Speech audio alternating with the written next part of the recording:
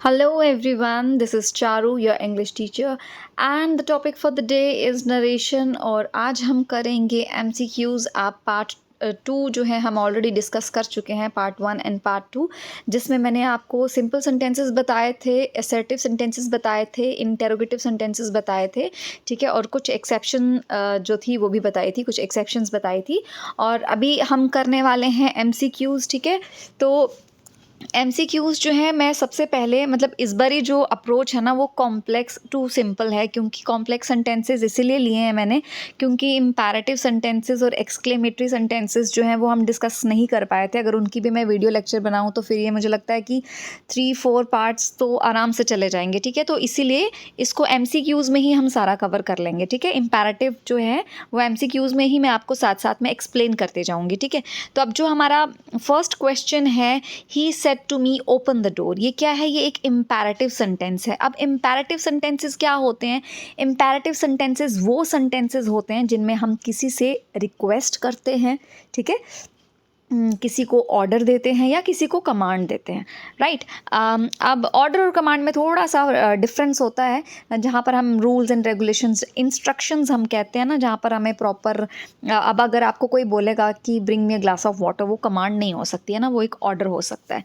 तो बस थोड़ा सा इसको ऑफिशियल ले लो आप कमांड को, ठीक है। इसमें थोड़ा सा रूल्स एंड रेगुलेशंस होते हैं, इंस्ट्रक्शंस हम कह सकते हैं, जहाँ पर ऑर्डर कम इंस्ट्रक्शंस हों, ठीक है, तो वहाँ पर हम उसको कमांड ले सकते हैं, ठीक है। अब यहाँ पर क्या है, he said to me open the door. तो अब ये इम्पैरेटिव सेंटेंस है, तो इम्पैरेटिव सेंटेंस में आपको सबसे पहले क्या याद रखना है?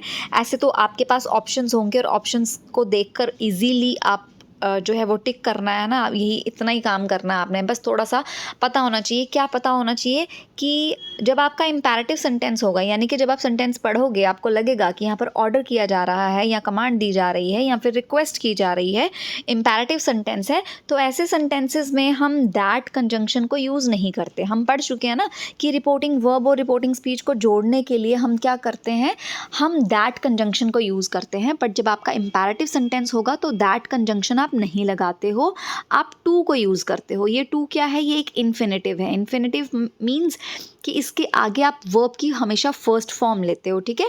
तो ये जो इन्फिनेटिव है ये एज अ कंजंक्शन काम करता है इम्पैरेटिव सेंटेंसेस में, ठीक है। तो अब हम सबसे पहले तो देखो, आपके पास ऑप्शंस होंगे, हमें अपना काम इजी करना है, मुश्किल नहीं करना, ठीक है। तो आप देख लो, ओपन द डोर, दरवाज़ा खोलो, ये एक इम्पैरेटिव सेंटेंस है, ऑर्डर हो सकता है ना, रिक्वेस्ट भी हो सकती है। बस रिक्वेस्ट के लिए आपको क्या याद रखना है? रिक्वेस्ट के लिए आपको ये याद रखना है कि जब भी इम्पैरेटिव सेंटेंस में रिक्वेस्ट होगी ना, तो आपको हमेशा प्लीज़ वर्ड जो होगा वो दिया जाएगा, ठीक है। प्लीज़ वर्ड आपको हमेशा दिया जाएगा। तो यहाँ पर क्या है, ओपन द डोर, लेकिन कहीं पे प्लीज़ मेंशन नहीं है, तो यानी कि ये रिक्वेस्ट तो फॉर श्योर नहीं है, ये ऑर्डर हो सकता है, ठीक है। अब सबसे पहले, अब आपको ये पता चल गया कि अगर तो ये रिक्वेस्ट होगी तो क्या लिखा गया होगा, तो हमारे पास एक प्लीज़ कीवर्ड होगा। नेक्स्ट क्या देखना है कि हमारा जो कंजंक्शन होता है इम्पैरेटिव सेंटेंसेस में टू होता है। हमारे पास ऑप्शंस हैं, इजी कर लेते हैं अपने ऑप्शंस को, ठीक है। तो प्लीज़ तो है नहीं, तो यानी कि ये रिक्वेस्टेड वाला ऑप्शन तो बिल्कुल नहीं होगा, ठीक है। उसके बाद टू कंजंक्शन है, तो देख लेते हैं टू कहाँ कहाँ लगा है। यहाँ पर भी बी ऑप्शन में भी टू है और डी ऑप्शन में भी टू है, तो यानी कि सी ऑप्शन को भी आप डिलीट कर दो। अब हमारे पास रह गए दो option, he ordered me to open the door, he ordered to open the door. अब आप यहाँ पर दोनों में से क्या लगाओगे? एक और इसमें इंपॉर्टेंट चीज़ है जो इम्पैरेटिव सेंटेंसेस में समझने वाली चीज़ है। इंपॉर्टेंट चीज़ क्या है कि इसमें ऑब्जेक्ट लगाना मैंडेटरी होता है, मतलब ऑब्जेक्ट लगाना ज़रूरी होता है, चाहे आपको ऑब्जेक्ट दिया है चाहे नहीं दिया है। अब आप हमारी एग्जाम्पल नंबर 1 देख लो, इसमें आपको ऑब्जेक्ट दिया गया है, ऑब्जेक्ट है मी, लेकिन कुछ ऐसी एग्जाम्पल्स होंगी जहाँ पर आपको ऑब्जेक्ट मेंशन नहीं किया गया होगा।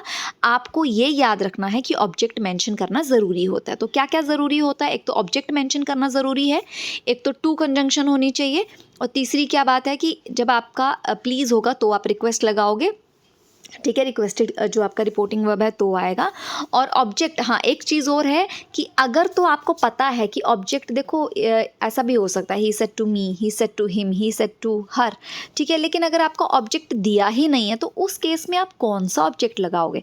उस केस में आप ऑब्जेक्ट अपने आप को ही कंसीडर करोगे। जब आपको नहीं पता होगा कि किसको ऑर्डर दिया जा रहा है या किसके साथ बात की जा रही है, तो उस केस में आप अपने आप को ही ऑब्जेक्ट मान लेते हो और वहाँ पर मी लगाते हो। ठीक है, तो अब हम कर लेते हैं। ऑप्शंस आपके सामने हैं, अब देख लो, आपके पास दो ऑप्शंस हैं यहाँ पर, he requested me to open the door या फिर ही ऑर्डर्ड टू। अब ये रिक्वेस्टेड तो होगा नहीं ना, अब ये है he ordered me to open the door, he order to open the door, तो आपका ऑप्शन बी जो है वो इसमें आपका आंसर होगा। ठीक है, next is I said to Rohit don't pluck the flowers. अब यहाँ पर भी एक समझने वाली बात है। क्या समझना है आपने? देखो हमारा जो कंजंक्शन होती है ना, क्या कंजंक्शन होती है, अभी मैंने आपको बोला कि हम टू को एज अ कंजंक्शन यूज़ करते हैं, लेकिन किसके लिए यूज़ करते हैं इसको हम यूज़ करते हैं पॉजिटिव सेंटेंसेस में। किन में यूज़ करते हैं हम? पॉजिटिव सेंटेंसेस में। लेकिन अगर आपका नॉट डोंट आ गया, जैसे कोई नेगेटिव सेंटेंस आ गया जहाँ पर हम किसी को मना कर रहे हैं, जैसे ये डोंट है ना, तो इस केस में आप अपना क्या यूज़ करोगे? कंजंक्शन आप नॉट टू यूज़ करोगे। क्या यूज़ करोगे? टू, नॉट टू, यानी कि टू की जगह पर क्या आ जाएगा? नॉट और टू, नॉट टू आ जाएगा। क्योंकि बहुत सारे बच्चे क्या करते हैं, टू भी लगाते हैं फिर नॉट टू भी लगाते हैं, बट ऐसा नहीं है, एक ही कंजंक्शन यूज़ करनी है, बस इसी टू को आपने नेगेटिव बनाना है, तो यानी कि इसके पहले आप नॉट लगा दोगे, नॉट टू। ठीक है, देन आपका सेंटेंस जो है वो एज इट इज़ जाएगा। राइट, एक ये चीज़ इसमें याद रखने वाली है जो नेगेटिव सेंटेंस होगा। दूसरी चीज़ इसमें क्या याद रखने वाली है कि एक आपका इसमें रिपोर्टिंग वर्ब यूज़ होता है। ठीक है, इसमें एक रिपोर्टिंग वर्ब यूज़ होता है जिसको हम क्या कहते हैं? फॉरबेड। क्या कहते हैं? फॉरबेड। तो फॉरबेड का मतलब क्या होता है? फॉरबेड का मतलब होता है मना करना। याद आपको क्या रखना है कि अगर आप रिपोर्टिंग, देखो रिपोर्टिंग वर्ब की चॉइस है आपके पास, या तो आप ऑर्डर्ड यूज़ कर लो कि अगर मैं बोलूँगी कि मेरी बुक्स को हाथ मत लगाना, यानी कि मैं इसको एक ऑर्डर कर रही हूँ, तो मैं अगर तो रिपोर्टिंग वर्ब ऑर्डर्ड यूज़ कर रही हूँ तो मेरा कंजंक्शन जो है वो नॉट टू आएगा। ध्यान से सुनना है इस चीज़ को। अगर मैं अपना रिपोर्टिंग वर्ब क्या यूज़ कर रही हूँ, अगर मैं अपना रिपोर्टिंग वर्ब यूज़ कर रही हूँ ऑर्डर्ड, तो इसके साथ कंजंक्शन क्या लगेगी? इसके साथ कंजंक्शन लगेगी नॉट टू। लेकिन अगर मैं अपना रिपोर्टिंग वर्ब क्या यूज़ कर रही हूँ? फॉरबेड, तो इसके साथ आप क्या कंजंक्शन लगाओगे? इसके साथ आप कंजंक्शन लगाओगे टू, इसके साथ नॉट टू नहीं लगाओगे, क्योंकि फॉरबेड में ऑलरेडी हम मना कर रहे हैं, ना इसमें आ रहा है, तो इसीलिए एक और ना नहीं लगाना है इसके साथ। यानी कि उसने मुझे बुक्स को हाथ लगाने से मना किया, उसने मुझे नहीं बुक्स को हाथ लगाने से मना नहीं किया, ये सेंटेंस कुछ अटपटा हो जाएगा, मतलब दो नो आप यूज़ नहीं कर सकते हो एक ही क्लॉज में। ठीक है, तो रिपोर्टिंग वर्ब अगर आप अपना फॉरबेड यूज़ कर रहे हो तो आपका कंजंक्शन टू रहेगा। रिपोर्टिंग वर्ब अगर आप ऑर्डर्ड यूज़ कर रहे हो तो कंजंक्शन नॉट टू रहेगा। अब देख लेते हैं हमारे पास ऑप्शंस क्या है। अब आपको समझ में आ गया? ऑप्शंस देख लेते हैं। सेंटेंस है आपका, I said to Rohit don't pluck the flowers. ठीक है, तो ये देखो, अब इसमें I ordered Rohit to not, जैसे आपने देखा डोंट है। ठीक है, ऑप्शंस को इजी करना है ना, जब आपने देखा कि डोंट है तो यानी कि आपका जो कंजंक्शन है एक तो नॉट टू होना चाहिए। ठीक है, अगर आपका रिपोर्टिंग वर्ब फॉरबेड है तो कंजंक्शन टू होना चाहिए। तो देख लेते हैं टू टू कंजंक्शन किस में लगी है। इसमें भी टू है, इसमें फॉरबेड है और टू है, हो सकता है इसमें ऑर्डर्ड है लेकिन टू नॉट टू है, ये तो कोई कंजंक्शन नहीं हुई, यानी कि ए ऑप्शन आपका डिलीट हो गया यहीं से। I ordered Rohit not to pluck the flowers, हाँ ये हो सकता है। I forbade Rohit to pluck the flowers, ये भी हो सकता है। तो डी ऑप्शन क्या कहता है? Both B and C. तो यहाँ पर आपका ऑप्शन क्या आ जाएगा? Both B and C. तो आपका सही आंसर क्या होगा? Both B and C. आप इसको I ordered Rohit not to pluck the flowers ऐसा भी बोल सकते हो, I forbade Rohit to pluck the flowers ऐसा भी बोल सकते हो। आई होप यहाँ तक क्लियर है। नेक्स्ट अब हम देख लेते हैं हमारा सेंटेंस नंबर 3। सेंटेंस नंबर 3 क्या कहता है? She said to me let us go to market. ठीक है, उसने मुझे कहा कि चलो हम कहाँ चलते हैं? हम बाज़ार में चलते हैं। अब बेटा लेट वाला जो केस है ये बहुत ही स्पेशल केस है। ये स्पेशल केस क्यों है इसको ध्यान से सुन लेना। लेट वाले केस में क्या होता है, ये जो लेट वाले सेंटेंसेस होते हैं ना, जो लेट से शुरू होते हैं, तो ये आपके दो तरीके से काम कर सकते हैं। ठीक है, एक तो आप इसको असर्टिव भी मान सकते हो। असर्टिव बोले तो सिंपल सेंटेंस जहाँ पर फुल स्टॉप लग जाता है ना, जहाँ पर दैट कंजंक्शन यूज़ होती है। आप इसको असर्टिव की तरह भी लेकर चल सकते हो, आप इसको इम्पेरेटिव की तरह भी लेकर चल सकते हो। अब इम्पेरेटिव सेंटेंसेस क्या होते हैं, जहाँ पर हम किसी को ऑर्डर, रिक्वेस्ट, है ना, इस तरह से भी लेकर चल सकते हो। इम्पेरेटिव भी इसको कंसीडर कर सकते हो, इसको असर्टिव भी कंसीडर कर सकते हो। बस आपको ऑप्शंस देखने हैं ना, ऑप्शंस तो होंगे ही, ऑप्शन से आपको इजीली आप समझ जाओगे। तो यानी कि लेट वाले सेंटेंसेस में दैट वाला कंजंक्शन भी हो सकता है और लेट वाले सेंटेंसेस में टू कंजंक्शन भी हो सकता है। ठीक है, मैं इसको एक बारी लिख के बता सकती हूँ। यानी कि अगर आप लेट वाला सेंटेंस ले रहे हो, ठीक है, अगर आप लेट वाला सेंटेंस ले रहे हो तो पहले हम कंजंक्शंस की बात कर लेते हैं, क्योंकि इसको असर्टिव भी कंसीडर किया जा सकता है, इसको इम्पेरेटिव भी कंसीडर किया जा सकता है। तो लेट वाले सेंटेंसेस में क्या हो सकता है कि आपको कंजंक्शन टू भी देखने को मिल सकती है और आपको कंजंक्शन दैट भी देखने को मिल सकती है। लेकिन अगर आप दैट कंजंक्शन यूज़ कर रहे हो तो याद रखना दैट के बाद हमेशा क्या आना चाहिए, इसमें शुड। दैट के बाद क्या आना चाहिए, हमेशा शुड। कौन से सेंटेंसेस में, लेट वाले सेंटेंसेस में। दोबारा रिपीट कर रही हूँ, असर्टिव भी कंसीडर कर सकते हो, इम्पेरेटिव भी कंसीडर कर सकते हो। इसीलिए आपका टू कंजंक्शन भी हो सकता है, दैट कंजंक्शन भी हो सकता है। अगर दैट लग रहा है तो हमेशा शुड लगेगा। ठीक है, ये तो हो गया। आप अपना ऑप्शंस जो है यहाँ से देख सकते हो इजीली, आप यहाँ से क्या कर सकते हो, समझ सकते हो। मतलब ऑप्शंस देखने हैं ना हमें। ठीक है, तो पहले तो मैं इसमें एक और इम्पॉर्टेंट चीज़ आपको बता दूं। ठीक है, एक चीज़ आपने क्या याद रखनी है, टू लगेगा जब आप इसको इम्पेरेटिव की तरह कंसीडर कर रहे हो। ठीक है, और दैट लगेगा, और दैट के बाद हमेशा शुड लगेगा जब आप इसको क्या कर रहे हो, जब आप इसको असर्टिव की तरह ले रहे हो सेंटेंस को। ठीक है, एक चीज़ इसमें और आपको क्या इंपॉर्टेंट याद रखनी है, इसमें एक चीज़ इंपॉर्टेंट ये याद रखनी है कि जो आपके लेट वाले सेंटेंसेस होंगे ना, बहुत ध्यान से सुनना इसको, कि जो आपके लेट वाले सेंटेंसेस होंगे, जब आप उस सेंटेंस को पढ़ोगे आपको लगेगा कि ये मुझे एक सजेशन दे रहा है कि let us go to market, चलो हम मार्केट चलते हैं, या फिर ये एक प्रपोजल है। ठीक है, वो मुझे प्रपोज कर रहा है कि चलो हम मार्केट चलते हैं। ठीक है, एक काइंड ऑफ प्रपोजल है या काइंड ऑफ सजेशन है। याद रखना, ध्यान से सुनना, जब आप लेट वाला सेंटेंस पढ़ोगे, अगर आपको लगे कि ये या तो कोई सजेशन है, या तो कोई क्या है, या तो कोई प्रपोजल है।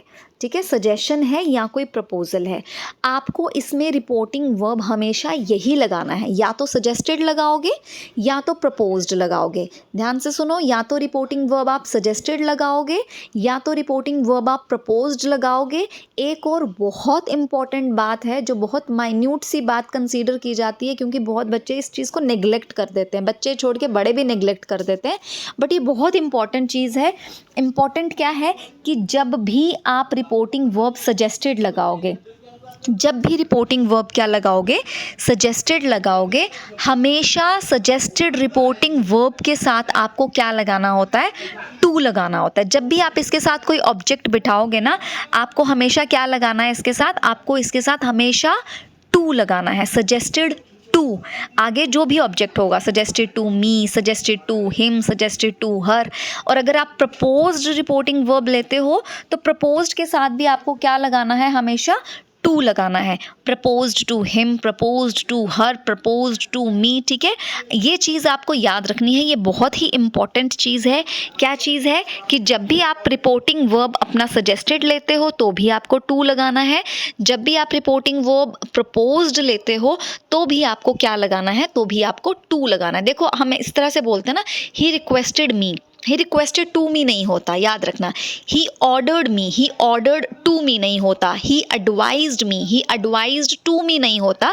हमारे पास दो ऐसे एक्सेप्शनल केसेस हैं, कौन से हैं, सजेस्टेड और प्रपोज्ड। ये दोनों रिपोर्टिंग वर्ब्स ऐसे हैं कि जब भी आप सजेस्टेड या फिर प्रपोज्ड वर्ड्स यूज़ करोगे तो आपको ऑब्जेक्ट जब मेंशन करना है इसके साथ, तो आपको टू जो है वो लगाना ही लगाना पड़ेगा। ठीक है, एक चीज़ ये हो गई, ये इंपॉर्टेंट चीज़ हो गई। अब आप देखो आपके पास सेंटेंस है he said to me let us go to market. एक चीज़ जो आपको बताई कि यहाँ पर रिपोर्टिंग वर्ब या तो सजेस्टेड होगा या तो प्रपोज्ड होगा, ठीक है। ऑप्शंस पे डिपेंड करेगा आपके ऑप्शंस में क्या दिया है। आपके यहाँ पर ऑप्शंस में हर जगह सजेस्टेड दिया है, तो याद रखना लेट वाले सेंटेंसेस में हम टोल्ड, सेड, ये तो हम चीज़ें यूज़ ही नहीं करेंगे, ये रिपोर्टिंग वर्ब्स हमने यूज़ ही नहीं करने हैं, ठीक है। अब यहाँ पर है she said to me let us go to market. अब यहाँ पर सेड टू को चेंज कर लो आप सजेस्टेड में। अब आप देखो आपको सजेस्टेड किस किस ऑप्शन में दिख रहा है, ए में भी दिख रहा है, बी में भी दिख रहा है, सी में भी दिख रहा है, बट डी में नहीं है, ठीक है। हम यहाँ पर अपना ऑप्शन जो है वो क्रॉस कर लेते हैं। देन अब आप देखो कि सजेस्टेड के साथ टू। अच्छा, एक और चीज़ है कि यहाँ पर आप जब इसको इम्पैरेटिव सेंटेंस कंसीडर कर रहे हो तो ऑब्जेक्ट तो मेंशन करना ही पड़ेगा, क्योंकि ये मैं आपको ऑलरेडी बता चुकी हूँ कि इम्पैरेटिव सेंटेंसेस में क्या होगा। इम्पैरेटिव सेंटेंसेस में आपको ऑब्जेक्ट को मेंशन करना ही करना है, ठीक है। तो he suggested to go to market, यहाँ पर he suggested to go to market है। सजेस्टेड टू के साथ हमने कोई भी ऑब्जेक्ट मेंशन नहीं किया, यानी कि आपका ऑप्शन ए जो है ये भी डिलीट हो जाएगा। अब आपके पास बच गया बी और C option. He suggested me to go to market, ये ऑप्शन भी आपका क्या हो जाएगा, डिलीट हो जाएगा। क्यों? क्योंकि अभी अभी हमने पढ़ा कि सजेस्टेड के साथ जब भी ऑब्जेक्ट लगाना है तो टू जो है वो इसके साथ ज़रूर लगाना है। तो she suggested to me to go to market, ये आपका सही आंसर हो जाएगा, यानी कि सी पार्ट आपका करेक्ट आंसर हो जाएगा। She suggested to me to go to market, ठीक है। ये आई होप कि ये क्लियर हो गया। नेक्स्ट देख लेते हैं। नेक्स्ट है आपका अगेन लेट वाला सेंटेंस है, Meena said let me take food first, ठीक है। अब जो आपके लेट वाले सेंटेंसेस है ना बेटा, इसको ध्यान से सुन लेना, बहुत इंपॉर्टेंट है। अगर आप पेन और पेपर लेकर बैठ सकते हो तो प्लीज़ बैठ जाओ, और ये जो भी मैंने अभी पॉइंट्स बोले हैं, ठीक है, इसको सुन लेना ध्यान से और इसको नोट डाउन भी कर लेना। जो अभी सजेस्टेड और प्रपोज्ड वाले बोले हैं उनको भी नोट डाउन कर लेना, ठीक है। अब ये जो नेक्स्ट आगे बोलने वाली हूँ इसको भी नोट डाउन कर लेना कि जो हमारे लेट वाले सेंटेंसेस होते हैं ना, ध्यान से सुनो। लेट वाले सेंटेंसेस जो हैं सजेशन हो सकती है, प्रपोजल हो सकता है, ठीक है, फिर ये विश भी हो सकती है। विश कौन सी? विश बड़ी तरीके की होती है। एक विश हो गई God bless you, all the best, है ना, जो हम दिल से किसी को दुआ देते हैं, एक विश वो होती है। एक विश होती है good afternoon ma'am, good morning ma'am, ठीक है। तो एक हो गया जब हम किसी को नमस्ते ग्रीट करते हैं, ठीक है, यानी कि good afternoon, good morning, good noon, जो भी है, ठीक है, ग्रीट करते हैं, एक विश वो होती है। एक विश होती है कि काश मैं राजा होता, आई विश आई वर अ, ठीक है, पीएम, या फिर आई वर अ किंग और क्वीन, ठीक है, एक विश ये होती है। तो हम यहाँ पर कौन सी विश की बात कर रहे हैं? हम यहाँ पर उस विश की बात कर रहे हैं कि जैसे हम किसी को बोलेंगे कि चलो चलो सब बाकी पीछे हट जाओ, पहले मुझे ये काम करने दो। झूला झूल रहे हैं, चलो सब पीछे हट जाओ, पहले मुझे झूला झूलना है। खाना खा रहे हैं सब, चलो पीछे हट जाओ, पहले मुझे खाना खाना है, ठीक है। ये अपनी वो एक अपनी डिज़ायर एक बताना, ठीक है।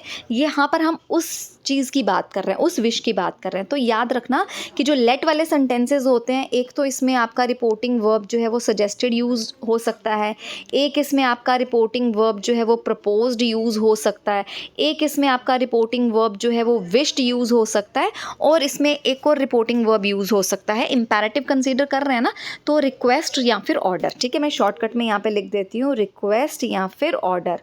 तो इसमें हम रिक्वेस्ट या फिर ऑर्डर भी जो है वो यूज़ कर सकते हैं। अब ये आपको सेंटेंस पढ़ना है और पढ़कर आइडेंटिफाई करना है कि ये सजेशन है या फिर सजेशन और प्रपोजल को आप एक ही चीज़ कंसीडर कर सकते हो, ठीक है। आपके पास ऑप्शंस होंगे तो इजी हो जाएगा, आप इसको सजेशन प्रपोजल दोनों कंसीडर कर सकते हो। अब सेंटेंस पढ़कर आपको पता खुद आइडेंटिफाई करना है, सजेशन है या प्रपोजल है, या कोई फिर विश है, या फिर कोई ऑर्डर है, या फिर कोई रिक्वेस्ट है, ठीक है।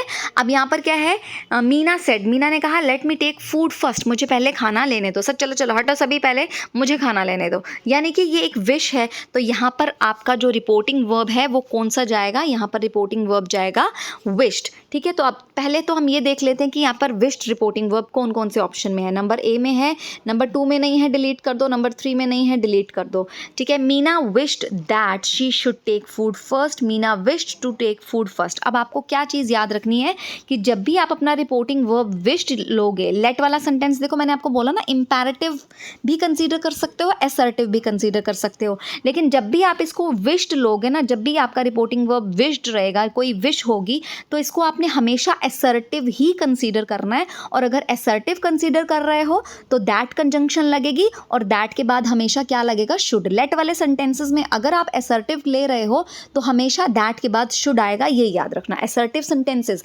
लेट वाले सेंटेंसेस अगर आप उनको असर्टिव कंसीडर कर रहे हो तो दैट के बाद हमेशा शुड आएगा, ये चीज़ याद रखना, ठीक है। रिपोर्टिंग वर्ब यहाँ पर क्या है, विश्ड है। रिपोर्टिंग वर्ब विश्ड है तो ये बन जाएगा मीना विश्ड दैट, ठीक है। विश्ड के साथ यहाँ पर हमेशा क्या आएगा, दैट आएगा। मीना विश्ड दैट यहाँ पर है, यहाँ पर तो है नहीं, टू है, इसको भी डिलीट कर दो, बच गया हमारा ए ऑप्शन। पूरा पढ़ लेते हैं। Meena wished that she should take food first, that भी है, शुड भी है, आपका ए ऑप्शन जो है वो करेक्ट है। आई होप कि ये आपको क्लियर हो गया होगा। नहीं हो गया है दोबारा से रिपीट कर देती हूँ। आज पता नहीं, मुझे लग रहा है कि शायद मैं अगर जल्दी में, अगर आपको लग रहा है कि मैम बहुत जल्दी में बोल रहे हैं तो प्लीज़ लेट मी नो, ठीक है। मैं अपना स्पीड थोड़ी सी कम कर लेती हूँ। सजेशन हो सकता है रिपोर्टिंग वर्ब, प्रपोज्ड हो सकता है रिपोर्टिंग वर्ब, ऑर्डर्ड हो सकता है, रिक्वेस्टेड हो सकता है, विश्ड हो सकता है। सजेशन मैं थोड़ा स्पीड में इसलिए हूँ क्योंकि बहुत इंपॉर्टेंट कंसेप्ट जो है, जो मुझे इसी वीडियो लेक्चर में सारे आपके जो हैं वो कंसेप्ट आपके क्लियर कर रहे हैं, ठीक है। तो इसीलिए आई विल ट्राई कि मैं थोड़ा सा क्लियर भी रहूं ताकि कंसेप्ट जो है वो थोड़ा आपको इजीली समझ में भी आ जाए। लेट वाले सेंटेंसेस में जो आपके रिपोर्टिंग वर्ब्स हो सकते हैं वो सजेस्टेड हो सकते हैं, ठीक है। सजेस्टेड के साथ टू लगाना पड़ेगा हर केस में, सजेस्टेड के साथ टू लगेगा ही लगेगा, प्रपोज्ड के साथ टू लगेगा ही लगेगा। सजेस्टेड रिपोर्टिंग वर्ब हो सकता है, ठीक है, सजेस्टेड हो सकता है, देन आपका प्रपोज्ड रिपोर्टिंग वर्ब हो सकता है, देन आपका विश्ड रिपोर्टिंग वर्ब हो सकता है, देन आपका रिक्वेस्ट हो सकता है, एंड देन आपका ऑर्डर हो सकता है। याद क्या रखना है आपने कि विश्ड के साथ आप मेंशन करो ऑब्जेक्ट या नहीं करो, हार्डली मैटर्स। विश्ड के साथ आपका देखो, इंपैरेटिव सेंटेंसेस में हमने मेंशन करना ही करना है, लेकिन जब आप इसको विश्ड ले रहे हो और विश्ड के बाद दैट कंजंक्शन लगा रहे हो, मतलब असर्टिव बन गया, ऑब्जेक्ट मेंशन करना मैंडेटरी नहीं है। लेकिन जब आप इसको सजेस्टेड या फिर प्रपोज्ड कर रहे हो तो टू मी या टू हिम या टू हर लगाना मैंडेटरी है, ठीक है। जब आप इसको इंपैरेटिव कंसीडर कर रहे हो, याद रखना कि लेट वाले सेंटेंसेस में आपके यही वाले रिपोर्टिंग वर्ब्स होंगे, सेड या टोल्ड नहीं लगेंगे, यही वाले रिपोर्टिंग वर्ब्स लगेंगे। आई होप यहाँ तक क्लियर हो गया होगा। अब हम नेक्स्ट वाला सेंटेंस देख लेते हैं, सेंटेंस नंबर 5, ठीक है, क्योंकि सारे इंपॉर्टेंट कंसेप्ट्स हैं जो इसी वीडियो लेक्चर में हमें कवर करने हैं। तभी मैं आपको बोल रही थी कि अगर मैं नरेशन पे वीडियो लेक्चर्स बनाने लगूँ तो ये आराम से 6-7 पार्ट्स में तो कवर होगा ही होगा, क्योंकि बहुत वास्ट कंसेप्ट है और बहुत इंपॉर्टेंट भी है ना। तो इसीलिए आज हमारी अप्रोच जो है वो कॉम्प्लेक्स टू सिंपल है। तो अब हम देख लेते हैं, एक और लेट का केस आ गया हमारे पास कि the boy said to the teacher let me come in, ठीक है। अब यहाँ पर अगर बच्चा किसी टीचर से कह रहा है कि मुझे अंदर आने दो, वो रिक्वेस्ट ही होगी फॉर श्योर, है ना, ऑर्डर तो हो नहीं सकता। तो यानी कि यहाँ पर पहले तो हम ये देख लेते हैं कि रिक्वेस्ट कहाँ, क्योंकि अभी बताया ना कि लेट वाले सेंटेंस में रिक्वेस्टेड भी हो सकता है, लेकिन रिक्वेस्टेड के साथ जब आप ऑब्जेक्ट लगा रहे हो तो टू नहीं लगाना है, ये चीज़ याद रखनी है, ठीक है। अब पहले तो हम देख लेते हैं कि रिक्वेस्टेड कहाँ कहाँ लिखा है। यहाँ पे भी रिक्वेस्ट है, हो सकता है, यहाँ पे भी रिक्वेस्ट है, हो सकता है। डी ऑप्शन को पहले काट देते हैं। यहाँ पर आस्क्ड है, ठीक है, आस्क्ड मतलब पूछा जाना होता है, यहाँ पर पूछा जा रहा है, लेकिन हम रिपोर्टिंग वर्ब्स क्या लगाएंगे, requested, ordered, suggested, proposed, wished, let वाले केस में, ठीक है। एक और चीज़ है जहाँ पर, ठीक है, ध्यान से सुनना, जहाँ पर आपको लगे कि लेट वाला सेंटेंस है, ऑर्डर किया जा रहा है या फिर रिक्वेस्ट की जा रही है, लेट वाला सेंटेंस है, ऑर्डर किया जा रहा है या रिक्वेस्ट की जा रही है, तो इसमें हमें पता है ये तो ऑर्डर और रिक्वेस्ट तो होते ही टिपिकल इम्पैरेटिव सेंटेंसेस हैं। तो इम्पैरेटिव सेंटेंसेस में क्या लग जाता है, इम्पैरेटिव सेंटेंसेस में टू कंजंक्शन लग जाती है, तो यानी कि आपको कंजंक्शन टू ही यूज़ करनी है।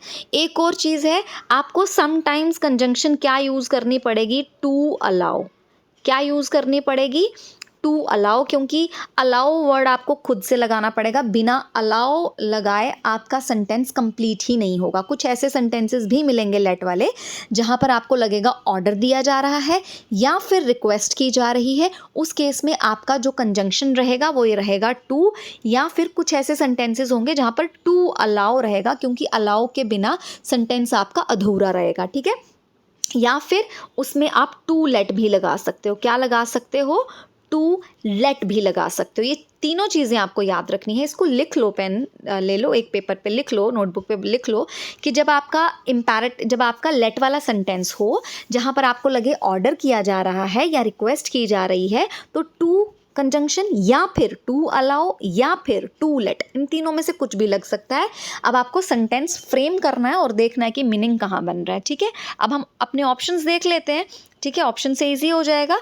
ही सेड टू ये है sentence number 5, the boy said to the teacher let me come in, तो ये बनेगा the boy requested the teacher to allow. अब यहाँ पर देखो आपका क्या बन गया conjunction, to allow. D option को तो पहले हम क्रॉस कर चुके हैं। देखो द बॉय रिक्वेस्टेड, ठीक है, बॉय ने रिक्वेस्ट ही की है। द टीचर, बिल्कुल टीचर से ही की है। To allow him to come in, बिल्कुल बन रहा है। The boy requested the teacher to let him come in, बिल्कुल बन रहा है, क्योंकि कंजंक्शन टू अलाउ भी हो सकती है, टू लेट भी हो सकती है। याद क्या रखना है आपको, याद ये रखना है आपको कि जब आप टू लेट लगा रहे हो ना, तो टू लेट के बाद जो भी आपका वर्ब होगा, जैसे यहाँ पर कम है तो इसके साथ टू मत लगाना, to let him to come in. कई स्टूडेंट्स टू लेट के बाद जब इमीडिएट कोई वर्ब आता है उसके साथ टू लगा देते हैं, बट वो गलती है। ठीक है, वो मिस्टेक है। तो टू लेट, यहाँ पर जैसे टू लेट आ गया ना, टू लेट, सिर्फ लेट की बात नहीं कर रही, टू लेट आ गया। टू लेट के बाद जब भी आप कोई वर्ब लगाओगे तो उस वर्ब से पहले टू मत लगा देना, वो गलती हो जाएगी। ठीक है, तो यहाँ पर बिल्कुल वर्ब नहीं लगा हुआ है, यानी कि ये बिल्कुल हमारा सही ऑप्शन है। The boy requested the teacher to allow him to come in, ये भी ठीक है। The boy requested the teacher to let him come in, ये भी ठीक है, यानी कि बोथ ए एंड बी आपका ऑप्शन जो है आ जाएगा, बोथ ए एंड बी। ठीक है, नेक्स्ट केस भी आपका क्या है, लेट वाला है। He said to me let us purchase this car. ठीक है, अब इसमें समझने वाली बात क्या है, he said to me let us. अब देखो जब आपने ये सेंटेंस पढ़ा ना, let us purchase this car, तो ये प्रपोजल हो सकता है, ये सजेशन हो सकती है, यानी कि इसमें सजेस्टेड और प्रपोज्ड दोनों में से कोई भी आपका रिपोर्टिंग वर्ब बन सकता है। देखते हैं ऑप्शंस में क्या दिया है। ठीक है, नेक्स्ट ऑप्शन में है he suggested to me to purchase the car, हो सकता है he suggested that we should purchase the car है, हाउस, यहाँ पर एक करेक्शन कर लेना, यहाँ पर कार कर लेना हर जगह पर। ठीक है, ये गलती से मिस्टेक हो गया है। ठीक है, यहाँ पर कार कर लेना।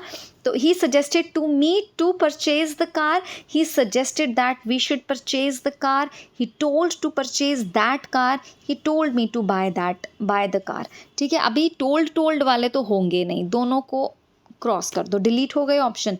अब हमारे पास दो ही रह गए, he suggested to me to purchase the car. ठीक है, अब यहाँ पर क्या है, he suggested to me to purchase the car, बिल्कुल हो सकता है। अब यहाँ पर क्या है, द कार है।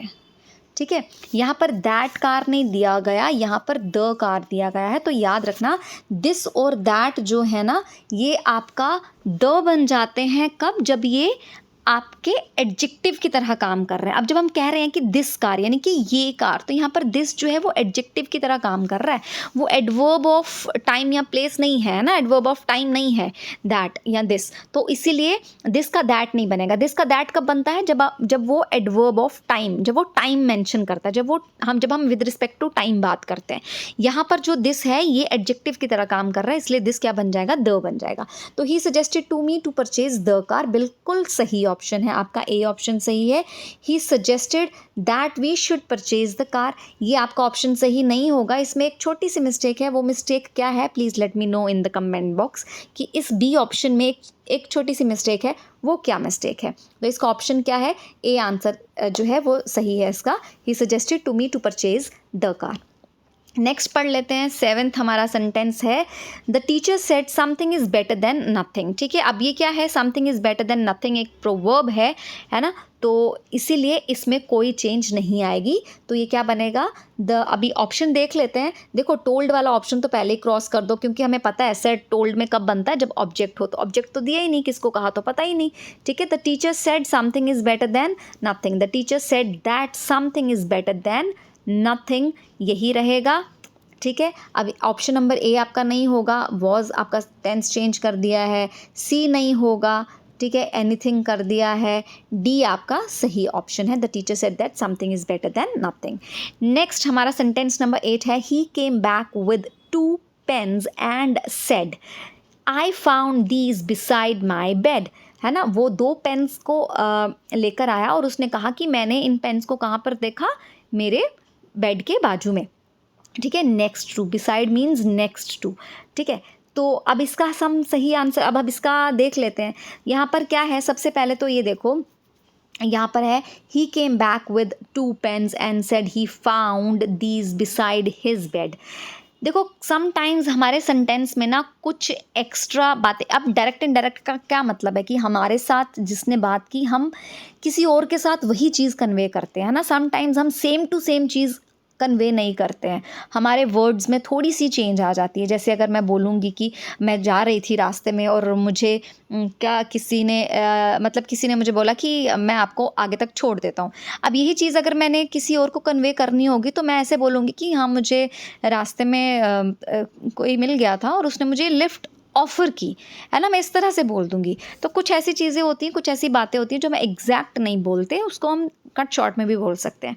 तो यहाँ पर भी वो पेन्स लेके आया और उसने बोला, ये बोलने की ज़रूरत नहीं है, ठीक है। सबसे पहले अगर इस तरह से कोई ऑप्शन आ जाए तो आपको जो चीज़ ढूंढनी है, ऑप्शंस होंगे ना, ऑप्शंस को इजी करना है। सबसे पहले तो डायरेक्ट सेंटेंस देखो क्या है, आई found these beside my bed, यानी कि ये आपका पास्ट सिंपल है, तो ये पास्ट परफेक्ट में चेंज होने वाला है। सबसे पहले तो देख लो कि पास्ट परफेक्ट में कौन कौन सा ऑप्शन है जो आपका पास्ट परफेक्ट में है। He had found these beside his bed, है ना, ये आपका पास्ट परफेक्ट में है। Had found these beside his bed past perfect है। Found them beside, had found them beside his bed, ये भी पास्ट परफेक्ट में है। देखो हमें अपने ऑप्शंस क्या करने हैं, इजी बनाने हैं, हमने खुद से आंसर नहीं लिखना, हमें ऑप्शंस में से चूज़ करना है।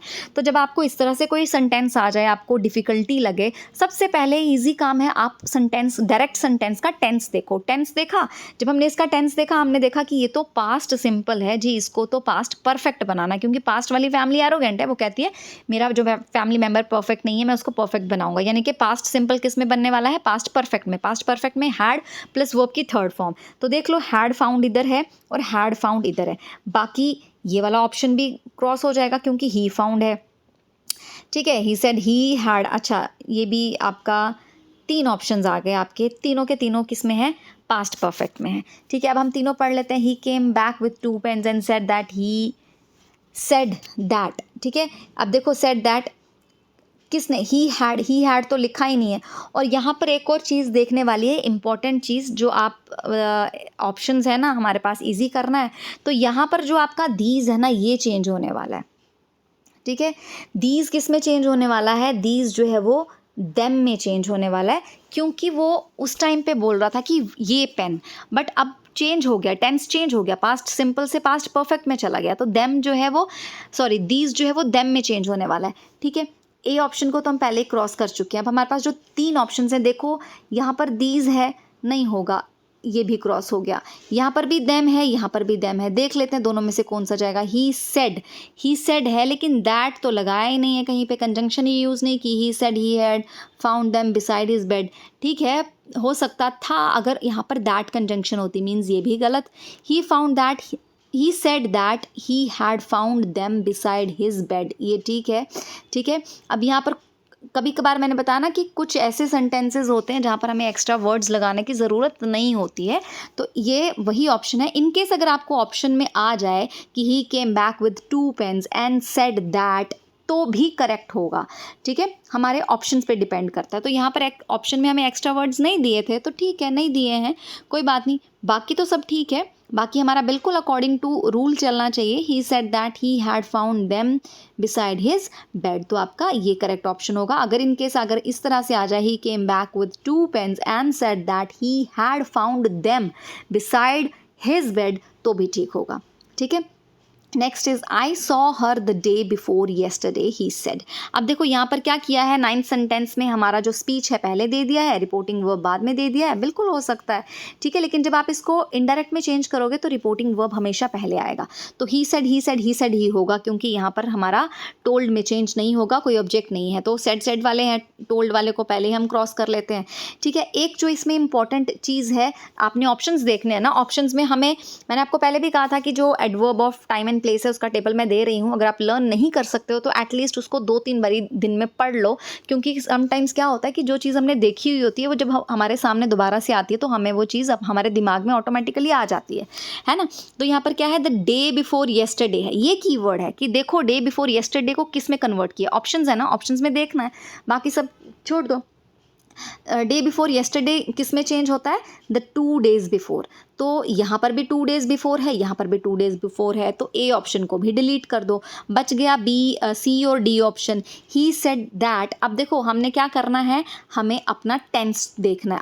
अब हमारा ईजी हो गया ना थोड़ा, अब 2 चीज़ें रह गई। अब इसमें टेंस देखो कि आई सॉ हर, आई सॉ हर क्या है, पास्ट सिंपल, पास्ट सिंपल किस में चेंज होगा, पास्ट परफेक्ट में, यानी कि हैड सीन होना चाहिए। देख लेते हैं किस में है हैड सीन, हमारा सी ऑप्शन भी गया क्योंकि इसमें हैज़ सीन है। चलो जी, he said that he had seen her the 2 days before, हमारा कौन सा ऑप्शन सही रहेगा इसमें, हमारा डी ऑप्शन इसमें सही रहेगा। आप ठीक है, हमेशा ये ट्राई करो कि जो भी आपको ऑप्शंस दिए गए हैं ना, ऑप्शंस को आपने इजी बनाना है, ऑप्शंस में आपको देखना है।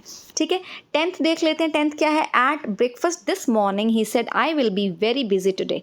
अब यहाँ पर क्या है, यहाँ पर ये भी ध्यान से सुन लेना बेटा कि जब हम जैसे आज की कही हुई बात आज ही कह रहे हैं, ठीक है, आज की कही हुई बात आज ही कह रहे हैं, उस केस में आपने क्या करना होता है, उस केस में आप अपना एडवर्ब ऑफ टाइम या एडवर्ब ऑफ प्लेस जो है वो चेंज नहीं करते हो। आज की कही हुई बात अगर आप आज ही कह रहे हो, ठीक है, तो उसमें आपने क्या करना है कि अब देखो जैसे उसने कहा कि वो आज बहुत बिजी रहेगा, है ना, तो आज ब्रेकफास्ट के टाइम पे उसने ये चीज़ कही है, तो आप लंच या डिनर के टाइम पे ये चीज़ किसी को बता रहे हो, सेम डे पे चीज़ बता रहे हो, तो यहाँ पर टेंस चेंज नहीं होगा। तो ये ठीक है, क्योंकि यहाँ पर आपको कैसे पता चलेगा कि आज आप आज की ही बात कर रहे हो, यहाँ से दिस मॉर्निंग से देखो, क्योंकि जब हम किसी को बोल रहे हैं कि आज सुबह उसने ये चीज़ कही, आज सुबह अगर उसने ये चीज़ कही है, इट मीन्स आज की बात हम आज ही कर रहे हैं। तो at breakfast this morning he said I will be very busy today, हाँ इसमें विल वुड में ज़रूर चेंज होगा, बट टुडे दैट डे में चेंज नहीं होगा। तो पहले हम देख लेते हैं ये आज की बात है, कहाँ से पता चला, दिस मॉर्निंग से, एट ब्रेकफास्ट दिस मॉर्निंग, ये वाली जो लाइन है यहाँ से पता चल गया आज, अरे भाई आज की बात तो हम आज ही कर रहे हैं। तो यानी कि दैट डे में चेंज नहीं होगा, दैट डे में चेंज नहीं होगा, टुडे में चेंज हो सकता है, हाँ विल जो है फॉर श्योर वो वुड में चेंज हो जाएगा। यहाँ तो विल में ही है, यानी कि ए ऑप्शन भी नहीं होगा, तो कौन सा ऑप्शन आ गया हमारे पास बी ऑप्शन आ गया, राइट। अब हम करते हैं अपना 11th वाला sentence. He said what a dreadful idea, उसने कहा कि कितना ड्रेडफुल आइडिया है, ठीक है। तो यहाँ पर क्या है, यहाँ पर he said what a dreadful idea, अब ऑप्शन पे डिपेंड करता है, समटाइम्स आपको इस तरह से भी आ सकता है, ही एक्सक्लेम्ड विद वंडर या फिर ही एक्सक्लेम्ड विद सरप्राइज, ठीक है। जब भी व्हाट से कोई चीज़ शुरू हो रही होगी, एक्सक्लेमेटरी सेंटेंस है, तो आपके ऑप्शंस पे डिपेंड करता है पूरी तरह से। इस तरह से भी आ सकता है, ही exclaimed with wonder, he exclaimed with surprise, but क्योंकि हमारे ऑप्शन में ये चीज़ है ही नहीं है तो इसीलिए हमने उसको देखना नहीं है। अब हमने देखना है कि कहाँ पर ये असर्टिव में चेंज हो रहा है, ही सेड। और याद क्या रखना है कि एक्सक्लेमेटरी सेंटेंसेज में आप दैट कंजंक्शन को यूज़ करते हो, लेट वाले में दैट और शुड यूज़ करते थे जब असर्टिव कंसीडर करते हो, बट यहाँ पर दैट यूज़ करोगे, शुड को लगाना मैंडेटरी नहीं है, लेट वाले सेंटेंसेज में मैंडेटरी है, ज़रूरी है। तो he said what a dreadful idea, he said that it was, जब हम कह रहे हैं ना what a dreadful idea, मतलब हम प्रेजेंट की बात कर रहे हैं, प्रेजेंट सिंपल, तो प्रेजेंट सिंपल पास्ट सिंपल में चेंज हो जाएगा। he said that it was a dreadful idea, तो आपका ऑप्शन क्या रहेगा, इसमें आपका ऑप्शन जो है वो बी रहेगा। Next is he said I wish I were a bird, ठीक है, he said I wish I were a bird। अब यहाँ पर वर क्यों लगा, देखना बेटा, ये याद रखना कि he, she, आई ये सिंगुलर तो है, इनके साथ वर आप तब यूज़ करते हो, बिल्कुल वर लगता है, कब लगता है, जब आप किसी इमेजिनरी सिचुएशन, जब आप कोई सिचुएशन इमेजिन कर रहे हो। अब एक्चुअल में आप स्टूडेंट हो, आप एक बर्ड नहीं हो, लेकिन अब आप ये इमेजिन कर रहे हो कि काश मैं एक परिंदा होता, काश मैं एक बर्ड होता, तो उस केस में आप क्या लगाते हो, वर लगाते हो।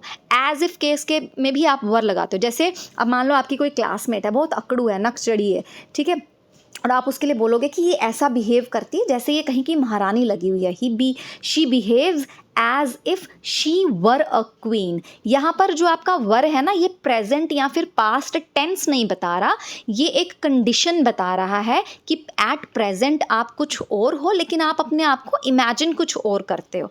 यहाँ पर वर आपका टेंस नहीं बताता, ठीक है। तो एज इफ जब आप लगा देते हो एक इमेजिनेशन बन जाता है, उसके साथ भी वर जाता है। और अगर आप कहीं I wish I were, I wish she were, I wish he were, ठीक है, वर यूज़ करते हो जब आप इमेजिनरी कंडीशंस, जब आप कंडीशंस को इमेजिन करते हो, ठीक है, सिचुएशन को इमेजिन करते हो। आई होप कि ये क्लियर हो गया होगा। इसलिए यहाँ पर वर आया। अब आपको क्या चीज़ याद रखनी है कि जहाँ पर आप इमेजिन कर रहे हो कि काश, मतलब आई विश, मैं विश करता हूँ कि मैं एक परिंदा होता, ठीक है, एक्चुअल में नहीं हो, एक्चुअल में इंसान हो, छत से मारो छलांग पंख लगा के, तो क्या होगा, पंख भी जाएंगे और खुद भी जाओगे। तो एक्चुअल में क्या है, आप बर्ड नहीं हो, आप एक ह्यूमन बीइंग हो। तो ठीक है, यहाँ पर वर आएगा। तो यहाँ पर क्या चेंज हो जाती है, यहाँ पर आई वर जो है वो वुड में चेंज हो जाता है। किस में चेंज हो जाता है, वुड में चेंज हो जाता है। वुड के साथ बी जो है वो भी ज़रूर लगता है। और क्या याद रखना है कि इसमें दैट कंजंक्शन यूज़ होती है, ठीक है, लेकिन अगर इसमें इफ़ है तो इफ़ नहीं, क्योंकि इफ़ भी कहीं ना कहीं हमारा कंजंक्शन की तरह यूज़ होता है ना, हमने इंटेरोगेटिव में पढ़ा है। लेकिन कंडीशनल सेंटेंसेज में अगर आपको इफ़ आ जाता है ना, कंडीशनल सेंटेंसेज अलग होते हैं। अगर कंडीशनल सेंटेंसेज इफ़ और देन वाले ही होते हैं, अगर वहाँ पर आपको इफ़ आ जाता है तो आप उसको दैट में चेंज करते हो, इफ़ नहीं लगाते, ठीक है। इतना पता चल गया। जब यहाँ पर इतना पता चल गया तो हमें पता है ये विश वाला सेंटेंस है, ये विश है और ये विश है, यानी कि हमें बी को भी डिलीट कर देना है, डी को भी डिलीट कर देना है। अब इसमें दैट लगता है तो सी को भी डिलीट कर दो। He wish that he would be a bird, यानी कि ए पार्ट आपका राइट आंसर है। He said wow what a pleasant weather it is. उसने कहा कि वाओ कितना प्लेजेंट वेदर है ना, कितना सुहाना मौसम है। तो ही एक्सक्लेम्ड विद, अब यहाँ पर क्या है, खुशी है, जॉय है ना, वाओ वर्ड जॉय बता रहा है। तो he exclaimed with joy that it was a very pleasant weather, ठीक है। यहाँ पर तो सामने ही पता चल रहा है, ए ऑप्शन है, एक्सक्लेम्ड विद जॉय है, ये भी नहीं आएगा, ये भी नहीं आएगा, टोल्ड भी नहीं आएगा। नेक्स्ट 14 सेंटेंस क्या है, she said you need not purchase this house, ठीक है। तो यहाँ पर क्या आएगा, एक चीज़ मैंने आपको बताई थी कि मस्ट नॉट हो तो सेंटेंस में चेंज नहीं आती है।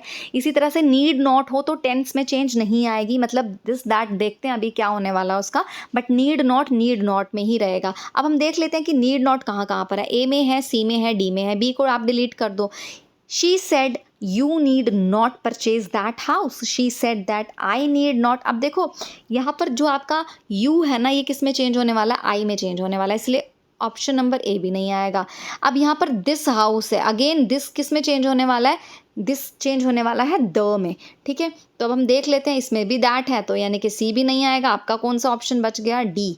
तो she said that I need not purchase the house. बाकी डिपेंड करता है आपके ऑप्शंस पे, हो सकता है, पॉसिबिलिटी है कि आपका दिस का दैट अगर ऑप्शन में दे दिया हो, तो उस केस में बिल्कुल आपने देखना है कि यहाँ पर अगर कोई किसी भी ऑप्शन में दिस को द में चेंज किया ही नहीं होगा, तो उसमें तो आप दिस को दैट ही कंसीडर करोगे। फिर उसमें आप प्रोनाउन को देख लेना, और ये भी देख लेना कि अगर नीड नॉट दिया गया है तो नीड नॉट को नीडेड नॉट में ना हो, नीड नॉट हमेशा नीड नॉट ही रहता है, ठीक है, क्योंकि ये हेल्पिंग वर्ब की तरह काम करता है। मोडाल हेल्पिंग वर्ब, तो वो मोडाल का विल का वुड होता है, तो विल एक मोडाल है क्या, विल्स देखा है हमने, नहीं होता। वुड एक मोडाल है क्या, वुड्स होता है या वुडिड होता है या विल का विल्ड होता है, नहीं होता ना, यानी कि हम मोडाल की ईडी फॉर्म नहीं लगाते। तो यहाँ पर भी नीड जो है, मोडाल नीड के साथ जब नॉट लग जाता है तो वो एज अ मोडाल काम करता है, तो ये नीडेड नॉट नहीं बनता, का हमेशा नीड नॉट ही होगा, प्रेजेंट पास्ट फ्यूचर हमेशा नीड नॉट ही रहेगा, ठीक है। नेक्स्ट सेंटेंस है 15th, Reena said may God bless you. अब यहाँ पर क्या है, Reena said may God bless you, ये एक देखो जहाँ पर भी आप गॉड देखोगे ना, तो वहाँ पर क्या हो जाता है, गॉड यानी कि ऊपर वाले की इन्वॉल्वमेंट हो गई। जिस सेंटेंस में हमने ऊपर वाले को इन्वॉल्व कर दिया वो क्या बन जाती है, प्रेयर बन जाती है, ठीक है। वो एक तो विश भी होती है, जैसे हम कहते हैं ना किसी को ऑल द वेरी बेस्ट, जैसे अगर फॉर एग्जाम्पल यही वाला सेंटेंस होता Reena said all the very best, तो मैं सीधा बोलती कि Reena wished me very best, all the very best, Reena wished me all the very best. But ये वो वाला सेंटेंस नहीं है, यहाँ पर गॉड जी की इन्वॉल्वमेंट होगी, गॉड को इन्वॉल्व कर लिया हमने। जब गॉड को इन्वॉल्व कर लिया तो ये क्या बन गया, आपका प्रेयर बन गई, तो विश्ड तो रहेगा नहीं, ठीक है। प्रेयर दैट गॉड, अच्छा ये देखो यहाँ पर ऑप्शन में भी थोड़ी गड़बड़ी हो गई है। ऑप्शन में गड़बड़ी ये हो गई है कि यहाँ पर ये सेंटेंस आपका आधा आया है, तो ये बनेगा रीना प्रेयर्ड दैट, इसको मैं कर लेती हूँ, आपका डी सी ऑप्शन को हम कर लेते हैं। ये बनेगा आपका रीना प्रेयर्ड दैट गॉड, मे का बन जाएगा माइट, ठीक है, आपका जो सही ऑप्शन होगा वो सी है, बट यहाँ पर मे का माइट बनेगा। क्या बनेगा? मे का माइट। ये प्लीज़ करेक्शन है, सॉरी फॉर दिस, बट इसको आप करेक्ट कर लेना। Reena prayed that God might bless. अब यहाँ पर देख लेते हैं। Reena said may God bless you, ये बनेगा Reena prayed that God might bless me. ठीक है, आपका सी ऑप्शन जो है इस केस में सही रहेगा। ठीक है, मैं आपको एक्सप्लेन कर देती हूँ इसको, अगर आपको समझ में नहीं आया मैं इसको थोड़ा सा एक्सप्लेन कर देती हूँ। इसमें क्या है, एक तो प्रेयर हो रही है। ठीक है, देखो जहाँ पर भी हम किसी को विश कर रहे हैं, जैसे अगर मैंने बोला कि ऑल द वेरी बेस्ट होता तो मैं लिखती कि Reena wished me all the very best. ठीक है, ऑब्जेक्ट भी मेंशन कर दिया। लेकिन जब आप किसी के लिए प्रेयर कर रहे हो तो रीना प्रेयर्ड फॉर मी होता है ना, फॉर मी। अगर आपको लग रहा है कि फॉर मी आएगा, इस केस में हम for me, for him, for her ये चीज़ मेंशन नहीं करते हैं। तो अगर आपको लग रहा है कि फॉर हिम फॉर है तो वो फॉर को अपने दिल में ही रखो, उसको नोटबुक पे लिखने की ज़रूरत नहीं है। तो रीना प्रेयर्ड दैट, रीना ने क्या प्रार्थना की? अगर रीना प्रेयर्ड फॉर मी दैट, ठीक है, फॉर मी को नोटबुक पे नहीं लिखना, सेंटेंस फ्रेम करना है तो हम फॉर मी को अपने दिल में लिख के रखो। रीना प्रेयर्ड फॉर मी, दिल में, पेपर पे नहीं। रीना प्रेयर्ड फॉर मी, क्या प्रार्थना की? That God might bless me. May यहाँ पे किस में चेंज हो जाएगा? मे यहाँ पे चेंज हो जाएगा माइट में। किस में चेंज हो जाएगा? माइट में। और एक किसमें इंपॉर्टेंट चीज़ क्या याद रखने वाली है कि यहाँ पर अगर मे दिया हो, फॉर एग्जाम्पल यहाँ पर तो मे दिया है, अगर होता Reena said God bless you, may नहीं दिया होता तो भी अंडरस्टूड है कि मे को आपने माइट में चेंज करना ही करना, तो भी अंडरस्टूड है कि इस सेंटेंस में मे होगा ही होगा, चाहे मे विजिबल है चाहे मे इनविजिबल है। मे आपका मिस्टर इंडिया का काम भी कर सकता है, यानी कि वो विजिबल हो भी सकता है, विजिबल नहीं भी हो सकता, विजिबल हो विजिबल ना हो। लेकिन जहाँ पर आपने देखा गॉड की इन्वॉल्वमेंट है, ऊपर वाले की इन्वॉल्वमेंट है, मे लिखा है या नहीं लिखा है, मे को आपने माइट में चेंज करना ही करना है, एक चीज़। और जहाँ पर गॉड की इन्वॉल्वमेंट है वहाँ पर प्रेयर्ड यूज़ करोगे। For him, for him, for her, आपको लगता है इसी से मेरा सेंटेंस फ्रेम हो रहा है तो उसको अपने दिल में लिखो, अपने ऑप्शंस में मत ढूंढो, क्योंकि ऑप्शंस में आपको मिलेगा ही नहीं। ठीक है, तो रीना प्रेयर्ड फॉर मी, ये मैंने अपने दिल में रखा। दैट गॉड माइट ब्लेस मी, तो आपका सी ऑप्शन जो है वो सही रहेगा। ठीक है, नेक्स्ट जो है वो बहुत इजी, आपका सिंपल सी एग्जाम्पल है। Sohan said are you coming today. तो टुडे देखो दैट डे में कहाँ चेंज हो रहा है, ये भी चेंज हो रहा है, ये भी चेंज हो रहा है, ये भी चेंज हो रहा है, तो बी को ऑप्शन को डिलीट कर दो। सोहन सेड आर यू, अच्छा ये साथ में क्वेश्चन है, आस्क्ड, ठीक है, तीनों में आस्क्ड है। Are you coming today, if देखो इफ़ कंजंक्शन यूज़ होनी चाहिए यहाँ पर। इफ़ ए में यूज़ हो रही है, इफ़ सी में भी यूज़ हो रही है।